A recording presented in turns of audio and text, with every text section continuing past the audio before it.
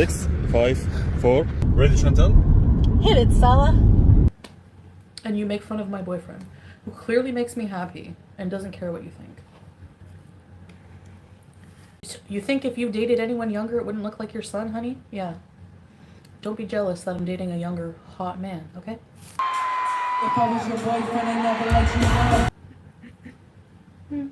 Well, we're back again with another comment from my last video from Sarah Lee, who is absolutely not Chantal, being upset with me and saying that the information I'm sharing is from the internet, but it doesn't apply to Chantal. That's why Sarah Lee, not Chantal, called it useless and referred to me as a trashy gossip magazine, which is absolutely one of the best things anybody has ever called my channel. I was obsessed with like teen magazines, like Tiger Beat and all those. And that I'm constantly spinning a fake narrative for views. She doubts that Chantal's documents were faked, but rather think that they used a loophole to accomplish their marriage. How romantic. But then she goes on to say what's perhaps the most interesting part of this comment. Loopholes are being used all the time. I used one to obtain citizenship for my son.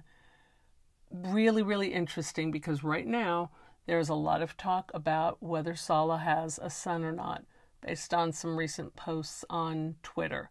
But I'm going to save those for another video. What I want to talk about today, though, is Foodie Beauty's rebranding. She has rebranded herself to a channel that does not mention that she's married or married to a Syrian or mention Salah at all. And she's back to doing mukbangs, to smoking shisha, to blowing that smoke in her beezers' faces, to moaning and groaning while she eats, allegedly making feeder content. In my opinion, that is all for one purpose, and that's to deflect what's really going on. And that's her and Salah's concern over what the new rules that take effect in 6 days, depending on when you're watching this video, how that's going to impact them. Now, I know I've had people who have commented. I've also seen some reaction channels that say, none of this have anything to do with Chantal. Chantal is fine. I don't know why people are talking about this.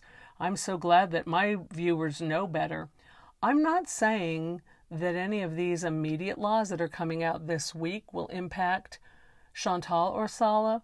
What I'm saying is that there is a great shift happening in Kuwait, and the regulations and policies and laws that are being put in place will eventually affect them somehow. Will that be this week? Maybe. Time's going to tell, and Foodie will tell on herself. So let's look at 2 of the latest articles from the Arab Times. Post-deadline security plans. Ministry to enforce strict measures against violators. Final countdown. Only 8 days left for residency violators to rectify their status. Kuwait City, June 8th. With just 8 days remaining until the June 17th deadline for residency violators to rectify their status, the Ministry of Interior is intensifying efforts to assist violators in complying with the regulations. Over the past 2 months, the ministry has processed an average of 1,000 violators daily across the 6 governorates, as well as 2 additional centers in Mubarak al-Kabir and al-Raqi, as reported by the Al-Ra'i newspaper. Brigadier General Mazayed al-Mutari, Assistant Director General of the General Administration of Residency Affairs, highlighted that this amendment period, initiated by the first Deputy Prime Minister, Minister of Defense, and Minister of Interior, Sheikh Fahd al-Youssef, is a humanitarian initiative. This 3-month window, from March 17th to June 17th, provides violators with a crucial opportunity to comply. After the deadline, a comprehensive security plan will be enforced to arrest violators and those who harbor them, implementing strict measures for their control and deportation. During a recent visit to the Residence Affairs Administration building in Al-Dajij, Brigadier General al-Mutari discussed the measures in place to facilitate compliance. 6 departments are operational in the morning, and 2 centers in Mubarak al-Kabir and al-Raqi are open in the evening to handle status amendments and immediate departures. Violators without passports can obtain necessary documents from their embassies, which have cooperated in easing these procedures. As the deadline approaches, Brigadier General al-Mutari outlined post-deadline security plans, Extensive campaigns will be conducted across all governorates and businesses employing illegal workers. Violators will be detained, investigated, and deported, with lifelong bans from Kuwait and the Gulf Cooperation Council countries by security agreements. The ministry emphasizes that violators pose a threat to national security and safety, often resorting to criminal activities. Currently, about 1,000 violators visit the centers daily, with numbers expected to increase as the deadline nears. The ministry will remain operational during the upcoming Eid holiday to accommodate last-minute compliance. Brigadier General Al-Mutari confirmed that there are no plans to extend the deadline beyond June 17. The current period has seen significant participation, predominantly by males of Asian and African descent. The streamlined process takes less than 10 minutes, underscoring the urgency and importance of compliance. This deadline is a crucial opportunity for violators to either adjust their status or leave Kuwait without facing legal repercussions. After the deadline, violators will face strict enforcement measures, including lifetime bans and deportation. The ministry's security teams, active in all governorates, will ensure strict law enforcement.